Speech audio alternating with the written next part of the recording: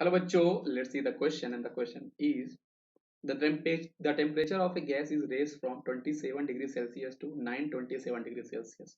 The root mean square speed of the gas is। मतलब यहाँ पे क्वेश्चन में क्या है बेटा, हमने टेम्परेचर मतलब आप कह सकते हो कि टेम्परेचर वन आपके पास जो कंडीशन है वो आपके पास गिवन है 27 डिग्री सेल्सियस।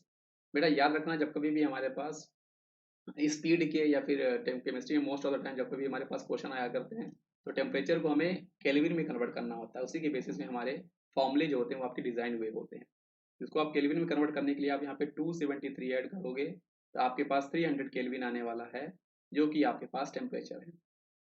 दूसरा टेम्परेचर उसने हमें क्या दिया है कि हमने टेम्परेचर कितना रेज किया है 27 डिग्री सेल्सियस से 927।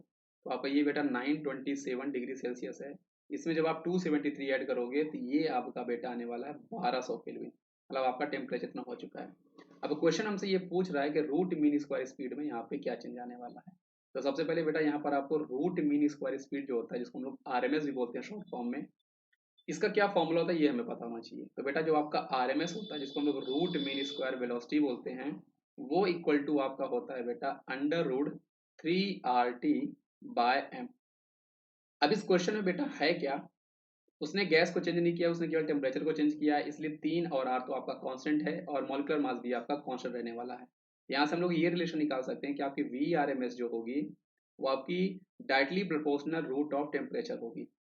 तो हमारे पास दो कंडीशन गिवन है, तो दोनों कंडीशन के लिए अगर हम फॉर्मूला लगाएंगे तो ये आपका V1 कंडीशन हो जाएगी डिवाइड बाई V2 कंडीशन हो जाएगी इक्वल टू यहाँ पर आपका T1 डिवाइड बाई T2 आने वाला है। और जो V1 आपका आरएमएस हम लोग ले रहे हैं ना, पहली कंडीशन का आरएमएस जब आपका टेम्परेचर 27 डिग्री सेल्सियस था। V2 हमारा दूसरी कंडीशन का टेम्परेचर वॉल्यूम सॉरी स्पीड है जब आपका टेम्परेचर 927 था। तो आप यहाँ पे वैल्यूज रख के आप चेक करो, इस क्वेश्चन सॉल्व करो। मतलब T1 की वैल्यू यहाँ पर हमारे पास कितनी है बेटा, ये आपकी है 300 और T2 की वैल्यू है हमारे पास 1200। अब जब आप इसको सॉल्व करोगे तो जीरो जीरो कैंसिल आउट हो गया, यहाँ पे आपका 3 डिवाइड बाय 4 आया, मतलब 1/4 आपका आया है। तो 1/4 है, इसको सिंप्लीफाई करोगे बेटा तो आपको 1/2 आने वाला है। तो यहाँ से हमें रिलेशन क्या मिलने वाला है बेटा कि आपका जो V2 होगा वो इज इक्वल टू आपका 2V1 हो गया है। V2 इज इक्वल टू आपका TV1 हो गया है।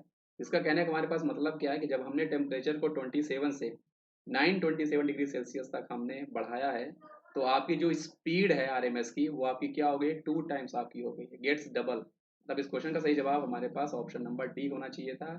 यहाँ पर आपकी जो स्पीड है वो आपकी डबल हो गई है। तो आई होप आपको ये कॉन्सेप्ट समझ में आया होगा।